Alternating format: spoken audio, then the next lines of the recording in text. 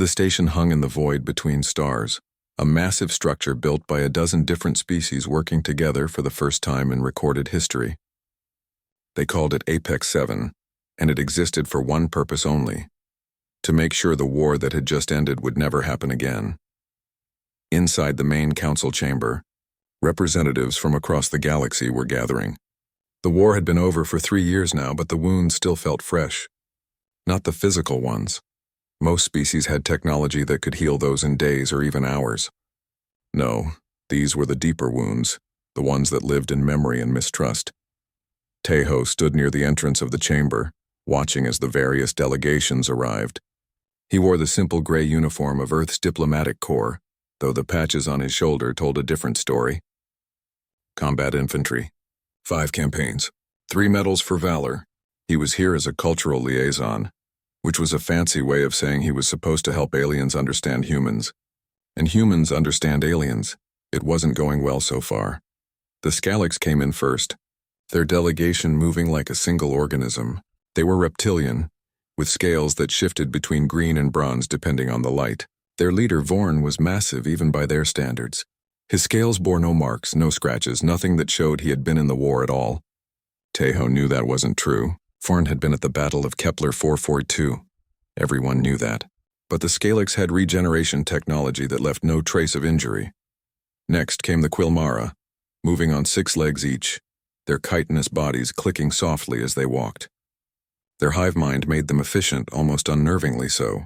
The commander of their delegation, also named Quilmara in the way all hive commanders took the name of their species, moved to her designated position without ceremony. Other species followed. The Thex, amphibious and philosophical. The Mordain, crystalline beings who communicated through light. The Vren, who looked almost like large cats but thought like computers.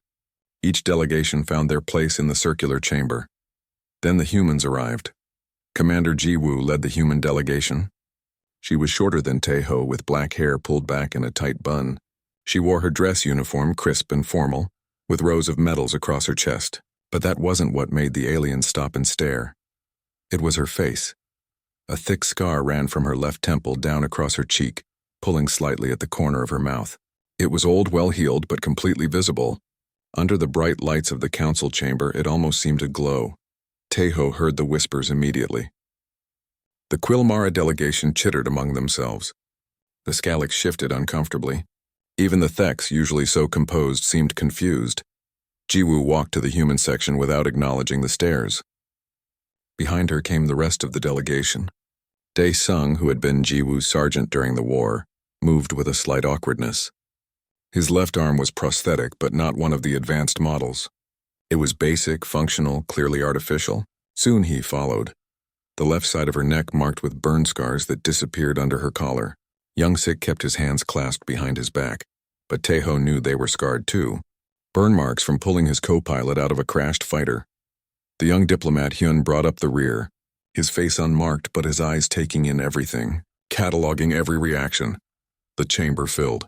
When everyone was seated, the session began with the usual formalities. Welcome speeches, statements of purpose, reminders of why they were all here. Tejo had heard it all before, so he watched the aliens instead. They kept looking at the humans, specifically at the scars. It was Vorn who finally broke protocol. The Scalix war chief stood during a pause in the proceedings, his massive form drawing every eye. I have a question for the human delegation, he said, his voice deep and resonant. If I may be permitted? The council moderator, a Thex named Quilvan, gestured permission. Vorn turned to face Jiwoo directly. Commander, forgive my directness, but I must ask. Your injury? He gestured vaguely at his own unmarked face. Why have you not had it properly healed?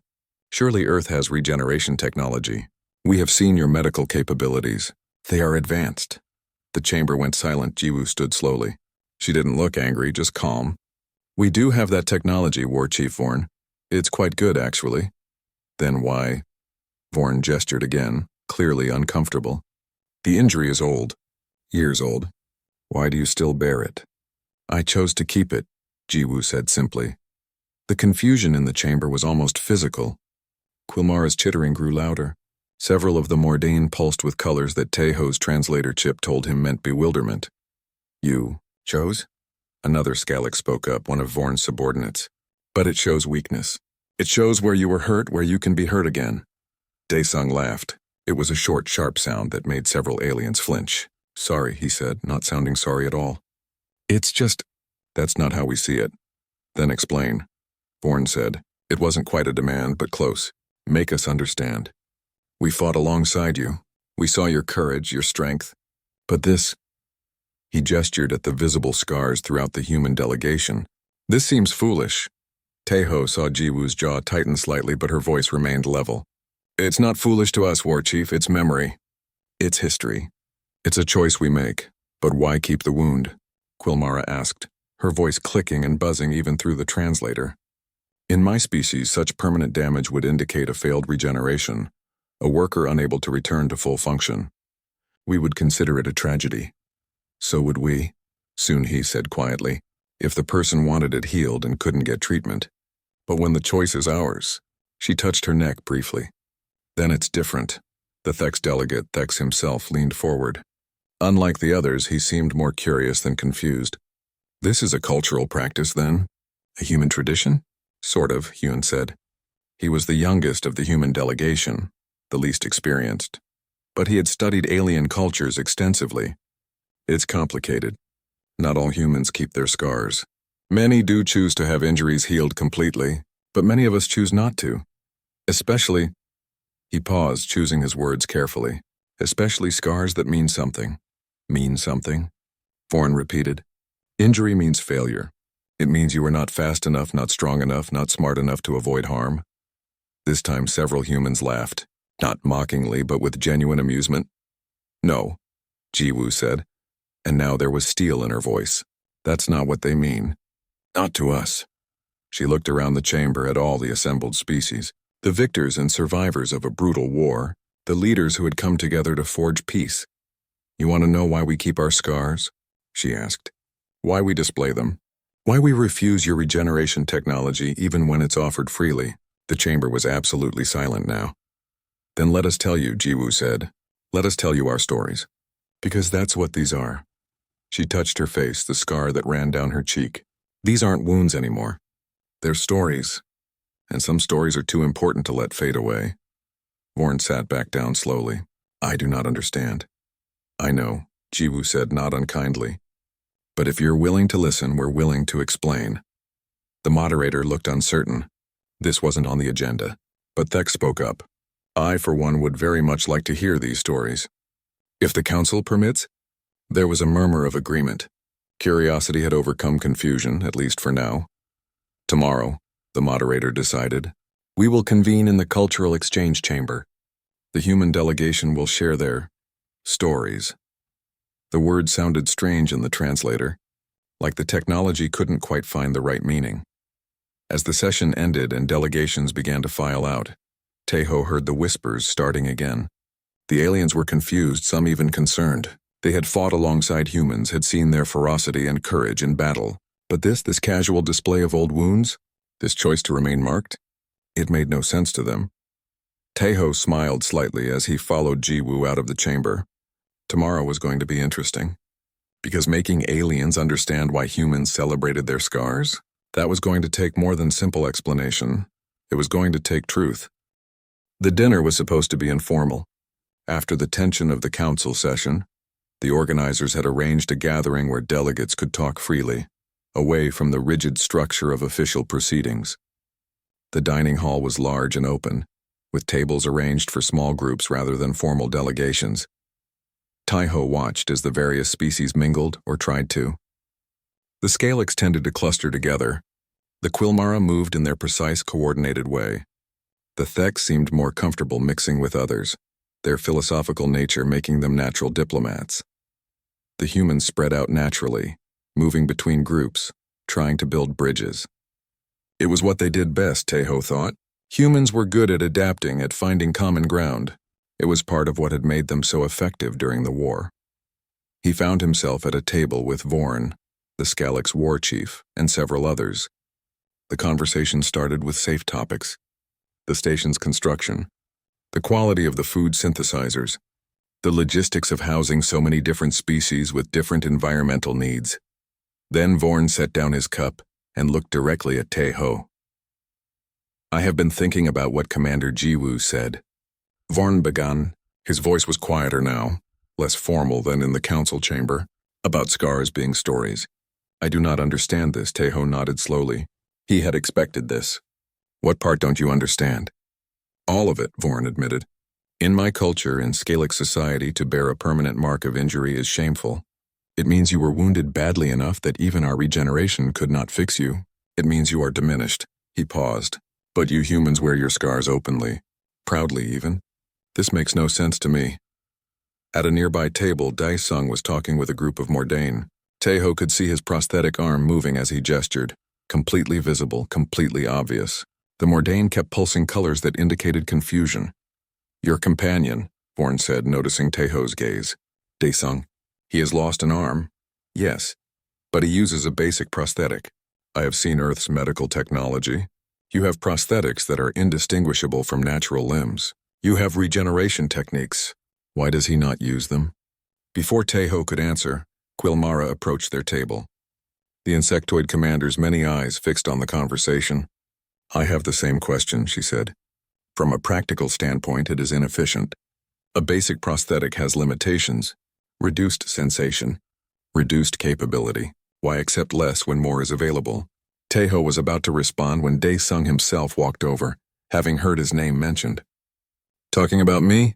He asked with a grin. Your arm, Vorn said bluntly. Why not regenerate it? Or at minimum use a better prosthetic? Dae-sung held up his prosthetic arm, looking at it. The artificial hand opened and closed. It was clearly mechanical, clearly not natural. This works fine for what I need, but you could have more, Quilmara insisted. Better function. Why accept limitation? Because this reminds me, Dae-sung said simply. Reminds you of your failure? Vorn asked. Dae-sung's laugh was sharp. Failure? No, it reminds me of success. He sat down at the table, uninvited but welcome. You want to know the story? Several more aliens had gathered now, drawn by the conversation. Thex stood nearby, listening carefully. Even some of the more distant species had moved closer. Please, Thex said. I believe we would all benefit from understanding. Dae-sung shrugged. All right. It was during the Battle of Kepler 442. You remember that one, Vorn? The Scalic's war chief's scales darkened slightly. I remember. It was brutal. It was, Dae-sung agreed. Our transport was hit. We crashed in a building and the structure started collapsing. The blast doors were damaged, wouldn't close properly. My squad was trapped on one side and the fire was spreading fast. He held up his prosthetic arm again. I held the door, manually. Kept it open long enough for 12 people to get through. Then the ceiling came down. Crushed my arm. By the time they got me out, it was too damaged to save. The aliens were silent, listening. I could have had it regenerated, Dae-sung continued. The doctors offered. Good doctors, too. Would have taken about 6 months, but I'd have my arm back good as new. He smiled. I said no, but why? Quilmara's voice was genuinely confused. Why accept permanent damage? Because every morning when I put this prosthetic on, I remember those 12 people. I see their faces. I remember their names. I remember that day mattered. Dae-sung's voice was steady, certain. This arm? He tapped the metal. This is the price I paid for 12 lives. That's not a failure. That's a bargain I'd make again in a heartbeat. Vorn was quiet for a long moment. But you could remember without the physical reminder. Your mind holds the memory. It's not the same, a new voice said. Soon he had joined them, the medical officer with burn scars on her neck. Memories fade, they blur. They become stories we tell ourselves, and sometimes those stories change. She touched her neck briefly. But this? This doesn't fade. This doesn't blur. Every time I look in a mirror, I remember exactly why I have it. Tell us, Thex said softly. Soon he was quiet for a moment, then nodded. It was a civilian evacuation. We were pulling people out of a colony under bombardment. The transport was damaged, engine fire. We were overloaded, too many people, but we couldn't leave them. She paused. The fire spread to the passenger compartment. I could have sealed the door, contained it. That's protocol. Seal it off, protect the majority. But you didn't, Tae-ho said quietly. He knew the story. I couldn't, soon he said. There were kids in there, families. So I went in with a fire suppression kit and bought us enough time to land. Got everyone out alive. She smiled slightly. But I got burned in the process. Second and third degree burns across my neck and shoulder. You could have had those healed, Quilmara observed. I was offered regeneration treatment, yes. Would have erased the scars completely. Soonhee's hand was still on her neck. But I think about those families sometimes. Wonder where they are now. And when I feel these scars, I know that day was real. That choice was real. Those lives mattered. Young Sik had wandered over during the story, his scarred hands visible as he held a drink. It's not about the pain, he said. People think that sometimes. They think we're being stubborn or religious or something. But it's not about pain. Then what is it about? Vorn demanded. The frustration in his voice was clear. Choice, Young Sik said simply. It's about choosing what we carry with us, what we want to remember. He held up his hands, turning them so the burn scars caught the light. These are from pulling my co-pilot out of a burning cockpit. Could have left him. Could have saved myself the injury. Could have had them healed after. He lowered his hands. But then what would I have? A memory that gets a little less clear every year? Or this? He looked at his hands. This is proof. Proof that moment happened. Proof I made the right choice. Thex was nodding slowly. I begin to understand. Your scars are witnesses. Yes, Tejo said. That's exactly it. They're witnesses to what we did, to what we chose, to what mattered enough that we were willing to bleed for it. But you celebrate them, Quilmara said. I have observed this. When humans see each other's scars, they ask about them. They share stories. They smile. How can you smile about injury? Disung laughed. We're not smiling about being hurt. We're smiling about what we accomplished, about what we survived, about what we saved. Your species is very strange, Vorn said, but there was less judgment in his voice now. More curiosity, probably. Soon he agreed with a smile. But it works for us. The conversation continued late into the night. More humans shared their stories. More aliens listened, trying to understand. Some grasped it quickly. Others struggled with the concept, but something was changing. The confusion was beginning to shift into something else. Not quite understanding, not yet, but the beginning of it. As the gathering finally ended and people began to disperse, Tejo found himself walking with Vorn back toward the quarters. Tomorrow, Vorn said, in the cultural exchange chamber. Will there be more stories? Many more, Tejo confirmed. Good, the Skalax warchief said. I wish to understand this.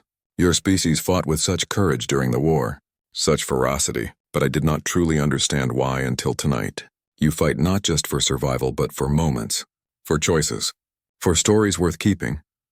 That's right, Tejo said. Vorn stopped at the junction where their paths would diverge. In my species, we pride ourselves on leaving no trace of battle. We regenerate perfectly.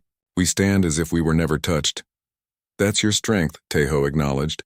Perhaps, Vorn said, but I wonder now if we lose something in that perfection. If we forget what we paid, what we sacrificed. He was quiet for a moment. Tomorrow I will listen more carefully. I will try to understand not just the words, but the meaning behind them. That's all we ask, Tejo said.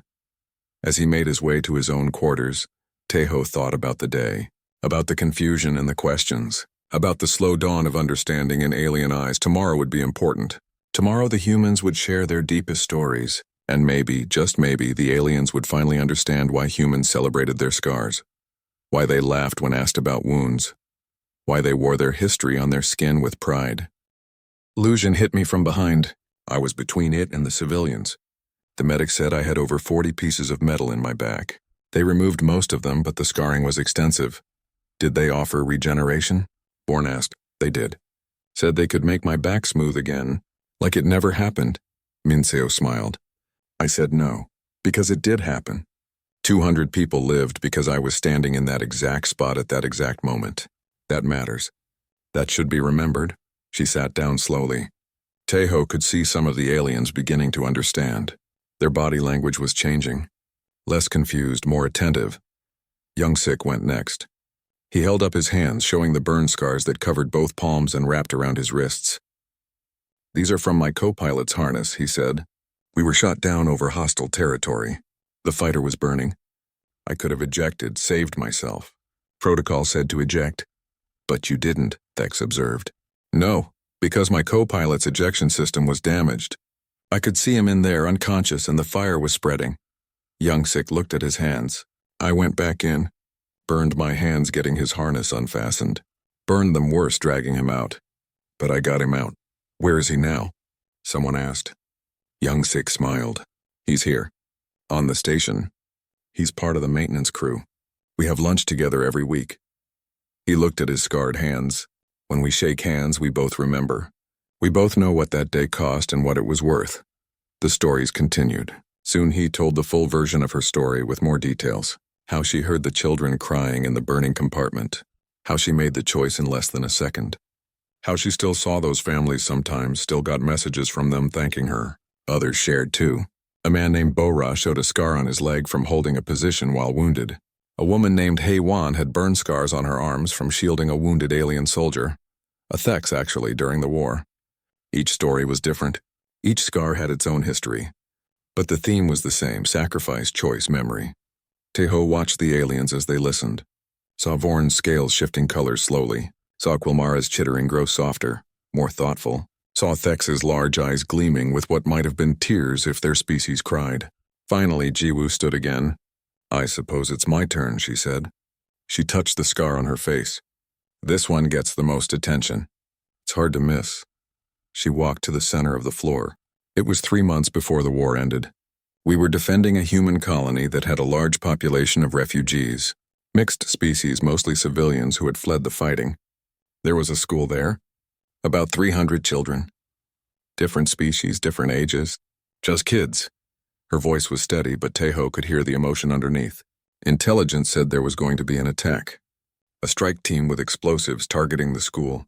The idea was to break morale, make the coalition fall apart. Kill enough children and the parents would demand peace at any price. We were on guard duty. Saw the strike team coming. They had a transport rigged with explosives heading straight for the school.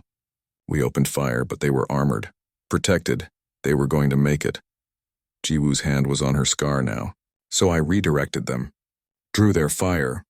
Made them chase me instead of going for the school. Led them to an empty area. They caught up with me. I knew they would. And when they realized they'd been tricked that the school was evacuating, they detonated anyway. You were too close, Vorn said quietly. I was close enough, Jiwoo corrected. Close enough to be caught in the blast. Far enough that I survived. They didn't. And the school evacuated completely. All 300 children lived. She dropped her hand from her face. The doctor said they could fix this. Make it like it never happened. But it did happen. And those children lived. Some of them are teenagers now. I've met them. They know my face. They know what it means. And I know every time I look in a mirror that what I did that day mattered more than how I look. The chamber was absolutely silent. Yun stood up then, the young diplomat finding his voice. This is what we want you to understand. We don't celebrate the pain. We don't celebrate being hurt. We celebrate the choice. The moment when we decided that something, someone was worth bleeding for. Worth scarring for. Worth remembering forever. You carry your history on your skin, Thex said slowly. You make your memory physical. Yes, Jiwoo said. Exactly that. Vorn stood. His voice was quiet when he spoke. In my species, we pride ourselves on perfection. On regenerating without flaw. On showing no weakness, he paused. But I wonder now if we have lost something. If we forget too easily what we paid for peace. For survival. For each other. We each remember in our own way, Teho said. There's no wrong way to honor sacrifice. But for us, for humans, these scars are how we remember. They're how we make sure we never forget that some things matter more than perfection. The session ended quietly. No formal closing remarks. Just a gradual dispersal as the various delegations filed out, thinking, processing, beginning to understand. As Teho left, he heard Vorn speaking softly to one of his subordinates. Perhaps, the war chief was saying, we should consider what we lose in our perfection. It was a beginning. The Scalix delegation met in their private chambers that evening. Vorn sat at the head of the table, his scales dark with thought. Around him, his officers were engaged in heated discussion. It changes nothing, one of them insisted. They are still displaying weakness. Showing their injuries openly invites attack. Does it? Another countered. We attacked them during the war. Their scars did not make them weak. If anything, they fought harder. Because they are stubborn, foolish. They refuse to heal properly. Or, Vorn said quietly, and everyone fell silent. Because they remember why they fight. They carry their reasons with them. We regenerate and move on. Perhaps we forget too quickly what we're fighting for. One of his younger officers, a female named Vess, spoke up carefully. War Chief, if I may ask, what do we carry? If humans carry their stories in their scars, what do we carry? The question hung in the air. Vorn had no immediate answer. In the Quilmara chambers, the hive was engaged in rapid-fire communication. Their chittering filled the room as they processed what they had heard. Quilmara, the commander, finally brought order. Analysis, she commanded. Human psychological warfare is more sophisticated than we assessed, one hive member reported. An army that celebrates its wounds cannot be broken by fear of injury. They do not fear pain because they have transformed it into pride, another added. But it is more than warfare, a third said. It is identity. Each human carries their history visibly. They know each other's stories. This creates bonds. Quilmara was silent, processing. Then she spoke. We operate as one mind, many bodies. Humans operate as many minds that choose to remember together. Different approach. Similar strength. Should we adapt their methods? Someone asked. We should understand their methods, Quilmara corrected. Understanding enemies made into allies is how peace survives. The Thex gathered in their meditation chamber, floating in their fluid-filled environment. Thex himself was at the center, and around him others of his species discussed what they had witnessed. I believe I understand, one said. Humans do not separate mind and body as we do. Their physical form is part of their identity, not just a vessel. Yes, Thex agreed. When they are wounded, they do not merely heal the body.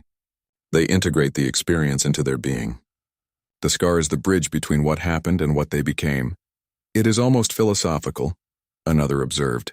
They turn suffering into meaning. Not turn, Thex corrected gently. They reveal the meaning that was already there. The suffering had purpose, saving lives, protecting others. The scar simply makes that purpose visible. Does this not risk glorifying violence? Someone asked. No, Thex said. They do not glorify the violence. They honor the choice. The decision to endure harm rather than allow others to suffer. That is different. That is actually quite beautiful in its way. Back in the human quarters, the veterans were gathered together, sharing drinks and conversation. The formal session was over, but the day was still being processed. Think they understood? Hyung-sik asked. Some did, Jiwoo said. Thex definitely got it. I could see it in his eyes. Forn is struggling with it, but he's trying. That's something. Quilmara is calculating the tactical advantage, Daesung said with a laugh. But that's how her species thinks. Everything is data. But I think even she's starting to see it's more than just tactics. Min Seo, the older veteran, was quiet. She sipped her drink slowly, thinking. You know what surprised me? How much they needed to hear it.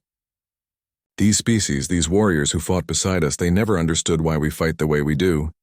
We fight for each other. Soon he said simply. They fight for empires, for hives, for philosophies. We fight for the person next to us. And our scars prove it, Taeho added. Every time. Every scar is evidence that we put someone else first. There was a knock at the door. Hyun went to answer it and returned with an unexpected guest. Forn stood in the doorway looking uncertain. War Chief, Jiwoo said, standing. Please come in. Forn entered slowly. He was alone, without his usual guards or officers. I hope I am not intruding.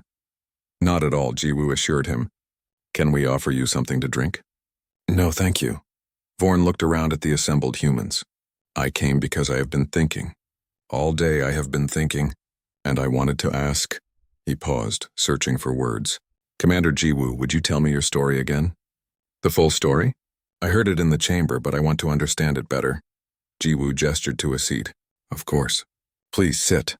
Vorn sat, his large frame making the human-sized chair seem small. Jiwoo sat across from him. The other humans settled in, listening even though they knew the story.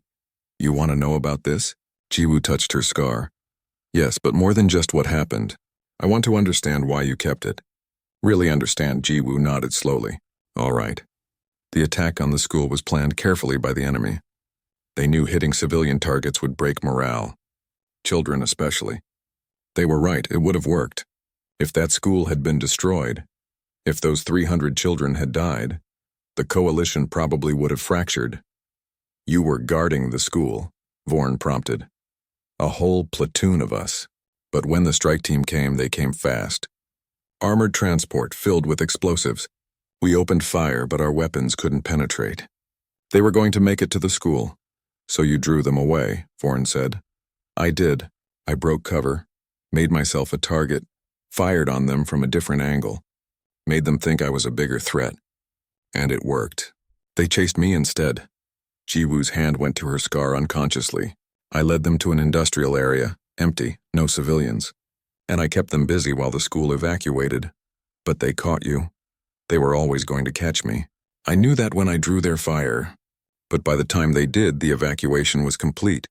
And when they realized they had been tricked, they detonated their explosives anyway. Out of rage, maybe. Or just to hurt someone, anyone. Vorn leaned forward. You knew you would be injured. Perhaps killed. I knew the possibility was high, yes. And you chose it anyway. Yes. Why? Jiwoo was quiet for a moment. Have you ever seen 300 children in one place, War Chief? Different species, different colors, different ways of moving and thinking and playing. It's chaos. Beautiful chaos. They were playing in the schoolyard when the alarm went off. I saw them. Saw the teachers rushing them inside. Saw their faces, confused, scared, not really understanding what was happening. Her voice was soft now. I thought about those faces. And I thought about what would happen if that transport reached them. And there was no question, no hesitation. Those children needed time to evacuate.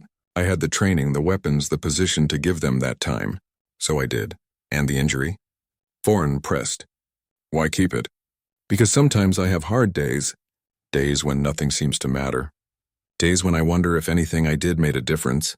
Jiwoo touched her scar. And then I look in the mirror and I remember. I remember those children. I remember making that choice. And I know that day mattered. That I mattered. Not because of who I am, but because of what I chose to do. You could remember without the scar, Vorn said, but his voice was less certain now. Could I? Jiwoo asked. Memory fades, War Chief. It changes. It becomes a story we tell ourselves, and stories shift with time. But this? She traced the scar. This doesn't change. This is proof that moment was real. That those children were real. That the choice I made was real. Vorn sat back. In my species, when we are wounded in battle, we regenerate completely. We take pride in showing no mark of the injury. We believe it shows strength, resilience. It does, Jiwoo said. That's your way. There's honor in it. But we forget, Vorn said quietly. We forget what we paid, who we saved, why we fought. We regenerate and move on to the next battle, and the last one becomes just another campaign, just another victory or defeat in a long list. He looked at his own hands, perfect and unmarked. I commanded forces at Kepler 442. We fought beside your troops. We won, but we lost many warriors. When those warriors were recovered, they were regenerated, made whole.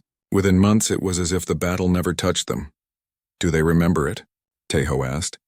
They remember the facts, the dates, the strategic decisions, but the feeling of it, the weight of it, the cost? Vorn shook his head. I wonder now if we let that fade too easily. There's no wrong way to honor sacrifice, Jiwoo said gently. Your species has its traditions. We have ours, but I think the important thing is to remember, however you do it. Vorn stood slowly. Thank you, Commander, for sharing your story, for helping me understand. He paused at the door. Tomorrow the summit continues. There will be discussions about memorials, about how we remember the war. I would like to propose something, if you would support it. What is it? Jiwoo asked. A memorial where each species can honor their fallen in their own way. Where Scalax can celebrate perfect regeneration and what it represents. Where humans can display their scars and tell their stories. Where every species can show how they choose to remember.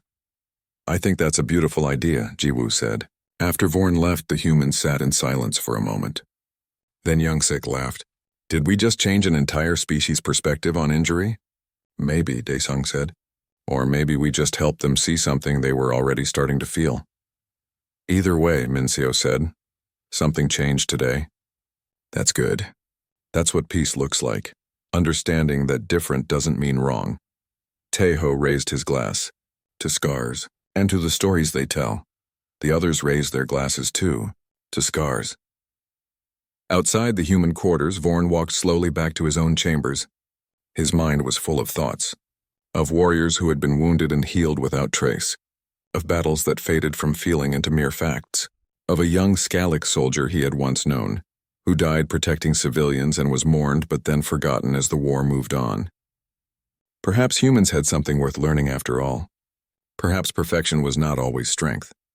Perhaps memory mattered more than unmarked skin. The final day of the summit began with anticipation.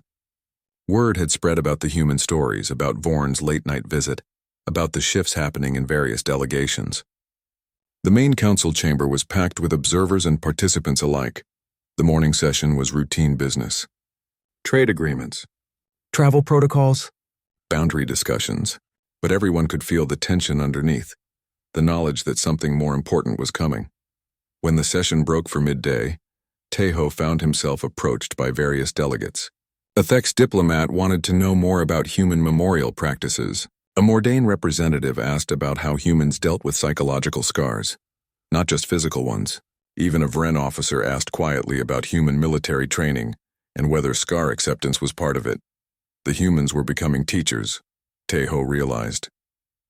Not because they had set out to be, but because other species were finally ready to learn. The afternoon session was supposed to address memorialization and remembrance. How the various species would honor those who had died in the war, how they would mark the sacrifices made. It should have been straightforward, technical, bureaucratic. Instead, Vorn stood and changed everything. "I have a proposal," the Scalix war chief announced. His voice carried across the chamber. "But first I have a confession to make." The chamber went silent. Yesterday, the humans shared their stories. They told us why they keep their scars, why they display them, why they refuse our advanced regeneration technology. I did not understand. I thought it was foolishness or stubbornness or perhaps some strange human pride. Vorn's scales shifted color slowly. But last night Commander Jiwoo told me her story again. And I understood something. We Scalix regenerate perfectly. We show no marks of battle. We pride ourselves on this. But in our perfection, we forget. We forget what we paid.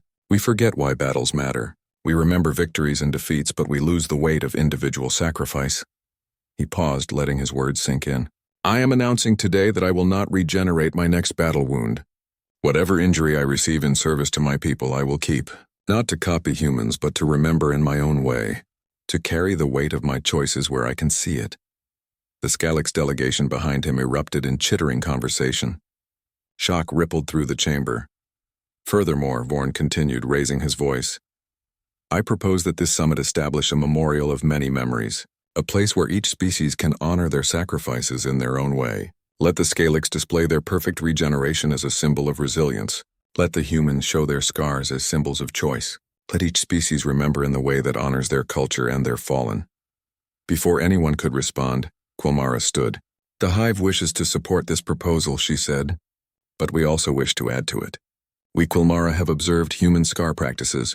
We have calculated the psychological warfare advantages, but we have also recognized something deeper. Humans create memory bonds through shared stories of sacrifice. This strengthens their units beyond mere coordination. She paused, her chittering translated precisely. We propose creating a memory cast within the Hive. Individuals who will bear witness to significant events and carry the marks of those events. Not to copy humans, but to adapt the concept to our nature. We are one mind, but perhaps we need individuals who specialize in remembering, in carrying the weight of our choices. Now it was Thex who stood. The Thex Federation supports both proposals and wishes to add our own contribution. We believe memory should be accessible to all. We propose a digital archive linked to the memorial.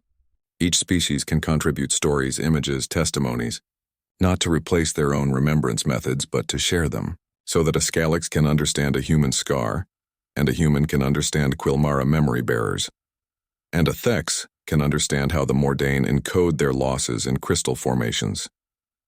The momentum was building. One by one, species were standing, offering their own additions. The Mordain proposed creating memorial crystals that could hold holographic recordings. The Vren suggested annual gatherings where stories could be shared across species lines. Even the more isolated species were finding ways to contribute. Tejo watched in amazement. A simple question about scars had become this. A galactic movement toward understanding and shared remembrance. The moderator, Quilvin, looked slightly overwhelmed. This is highly unusual, but I see strong support. We will need time to formalize these proposals to work out the details, but in principle, is there support for the general idea? A memorial that honors each species' approach to remembrance? The vote was unanimous. After the session, celebrations broke out across the station. Different species mingled more freely than they had since the summit began. The humans found themselves at the center of conversations, but not as teachers anymore. Now they were participants in a larger dialogue. Jiwoo stood on an observation deck looking out at the stars. Foreign joined her there. "You have changed my species," he said quietly, "or begun to at least. There will be resistance. Many Scalix believe our regeneration traditions are sacred. Change is hard," Jiwoo acknowledged. "You don't have to keep your scars, War Chief.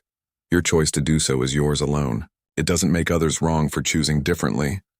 "I know, but I feel I have been sleepwalking through remembrance, going through the motions but not truly honoring what my warriors have sacrificed." He looked at his hands. "Perhaps a scar will help me remember more truly." They stood in comfortable silence for a moment. Then Vorn asked, "The children from your story, do you still see them?" "Some of them. There's a young woman named Rin now. She was 8 when the attack happened. She's 20 now. She contacted me recently, said she wanted to attend this summit, wanted to meet the delegates." "She is here?" Vorn asked, surprised. "She arrived this morning. She's part of the support staff working with the cultural exchange program." Jiwoo smiled. "She didn't tell me she was coming. Wanted it to be a surprise." "I would like to meet her," Vorn said, "if that would be acceptable." "I think she'd like that too." Rin was young, with bright eyes and an easy smile. When Jiwoo brought Vorn to meet her, she greeted the Scalix war chief without fear. "Commander Jiwoo saved my life," Rin said simply. "Saved all of us. 300 kids." "She told me the story," Vorn said. "It was powerful. I was 8, Rin continued. I remember the alarm going off. Remember being scared. We could hear explosions in the distance. The teachers were trying to keep us calm, but I could tell they were scared too." She touched her shoulder absently. "I have a small scar here. Just a little one. From falling during the evacuation. Scraped it on some debris." She pulled down her collar slightly, showing a thin white line on her shoulder. "Could have had it removed. It's tiny, barely noticeable, but I kept it. Because it reminds me of that day. Reminds me that someone I never met decided I was worth saving. Worth bleeding for." Vorn stared at the small scar. Something in his expression shifted. "That's what Commander Jiwoo's scar means to me," Rin said. "Every time I see her face, I remember that I matter. That my life has value, not because of who I am, but because someone chose to protect it. That's worth remembering." "Yes," Vorn said quietly. "Yes, it is." That evening, the summit held a closing ceremony. It was supposed to be formal, ceremonial, full of official statements and diplomatic language. But Quilvin, the moderator, had made a last-minute change to the program. "We will close with a story," Quilvin announced. "One final story from the human delegation. I have asked Rin, a young human who works in cultural exchange, to share her perspective. She is not a soldier, not a diplomat, just someone who lived through the war. I believe her voice will be appropriate for this moment." Rin walked to the center of the chamber. She looked nervous but determined. Taeho could see Jiwoo watching with pride. "I'm not good at speeches," Rin began. "I'm not a warrior or a leader. I'm just someone who was in the wrong place at the wrong time, and lived because someone made the right choice." She touched her shoulder where the small scar was hidden under her uniform. "I have a scar, a tiny one. Most people wouldn't even notice it. But I know it's there. And Commander Jiwoo has a scar, a big one that everyone can see. Our scars are different, but they're connected. They tell the same story from different sides. During the war, we were enemies," Rin said, looking around at all the different species. "You fought each other, killed each other, hurt each other. And some of those wounds left scars, but now we're here, building peace, learning about each other. And maybe that's what scars really are. They're proof that something happened, something bad, something hard, something that changed us. But we survived, we lived, we chose to keep living." Her voice grew stronger. "Commander Jiwoo could have let me die, could have stayed safe and followed protocol. But she didn't. She chose to save me, save all of us. And yes, she got hurt. But we lived. And now I'm here 12 years later. and I'm working to help species understand each other, to build bridges, to make sure what happened during the war never happens again." Rin paused, gathering her thoughts. There was another attack during the war. About a year after the school incident, on a Scalyx settlement, human forces were nearby, heard the distress call. They could have ignored it. Could have said, "They're the enemy." But they didn't. They responded, saved hundreds of Scalyx civilians, and some of those humans got hurt doing it. She looked directly at Vorn. "One of those civilians is here, on your delegation. His name is Kess. He was injured during that attack. A human soldier helped him, carried him to safety. That human had burns on his hands afterward, chose to keep them." Vorn's eyes widened. He turned to look at his delegation. A younger Scalyx stood slowly, scales flushing with color. "Kess never talks about it," Rin continued. "But I found out when I was researching human Scalyx interactions during the war. Found the report, found his name, and I thought this is what scars mean. Not human scars or Scalyx scars or any specific kind, just proof that someone chose to help, chose to save, chose to care about life even in the middle of death." Kess walked slowly to the center to stand next to Rin. "She is right," he said, his voice rough. "A human saved me. I was wounded, trapped in a collapsed building. Human soldiers dug me out. One of them, a male named Tae Yang, carried me to the medical station. His hands were burned from the hot metal he had to move to reach me." Vorn stood. "Why did you not tell me this?" "Because we were enemies," Kess said simply. "I survived because of enemy compassion. I did not know how to speak of it. Did not know if it mattered." "It matters," Vorn said firmly. "It matters greatly. Where is this Tai Yang now?" Kess's scales dimmed. "He died 3 months before the war ended. He saved 5 more people in another rescue. Did not survive the 6th. The chamber was silent.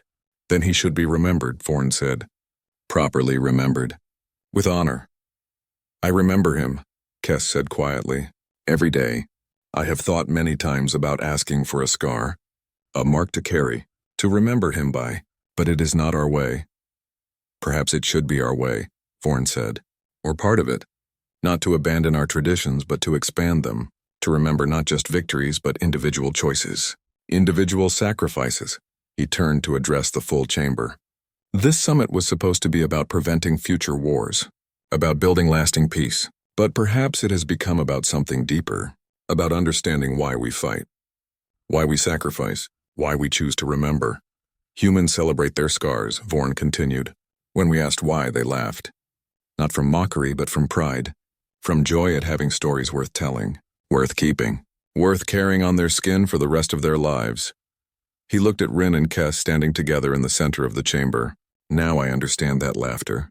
It is the sound of people who know their choices mattered, who carry proof of their meaning, who look at their wounds and see not failure but purpose." Quilmara stood. "The Hive understands now as well. We celebrate our scars. We will create new traditions of remembrance. We will honor choice as well as function." One by one, other species stood, offering their own insights, their own commitments to remembrance, their own ways of ensuring that sacrifice would not be forgotten. The ceremony ended not with formal statements, but with sharing. Representatives from different species talking to each other, learning from each other, finding common ground in the universal experience of loss and the universal need to remember. As the chamber emptied, Jiwoo found herself surrounded by young people from various species. Students, support staff, cultural exchange workers. They wanted to hear more stories, wanted to understand more about human traditions. Among them was Rin, talking animatedly with Kess about his experience during the war. The young human and the young Scalyx, connected by a human soldier, neither would ever meet, but both would always remember. Taeho watched from a distance. This was what peace looked like, he thought. Not the absence of war, but the presence of understanding. Not the erasure of scars, but the sharing of stories. Vorn approached him. "Your species has given us a gift," the war chief said. "You have taught us that memory can be visible, that sacrifice can be carried, that scars can be celebrated." "You taught us too," Taeho replied. "That different species can learn from each other, that traditions can evolve. That peace is built not just on treaties, but on understanding." They stood together, watching the young people of various species talking, sharing, learning. The war chiefs asked why humans celebrate scars. Vorn said softly. And the veterans laughed. Yes, Tejo said. I understand the laughter now, Vorn said. It is the sound of people who know their pain had purpose, who carry their proof, who look at their wounds and see not endings but stories, not failures but choices, not weaknesses but strength of a kind we had not recognized. He extended his hand in the human gesture of respect. Tejo took it. Thank you, Vorn said, for teaching us to remember. Thank you, Tejo replied, for being willing to learn. The summit ended the next day with agreements signed, protocols established, and a memorial plan that would honor all species and all their ways of remembering. But the real achievement wasn't written in any treaty. It was written on faces and hands and backs and arms, written in the scars that humans chose to keep, and in the understanding that other species chose to gain, written in laughter, in stories, in memory made visible, in the celebration of choices that mattered, sacrifices that counted, and moments that deserved to be remembered forever. The war chiefs had asked why humans celebrate scars. The veterans had laughed. And now finally the aliens understood why.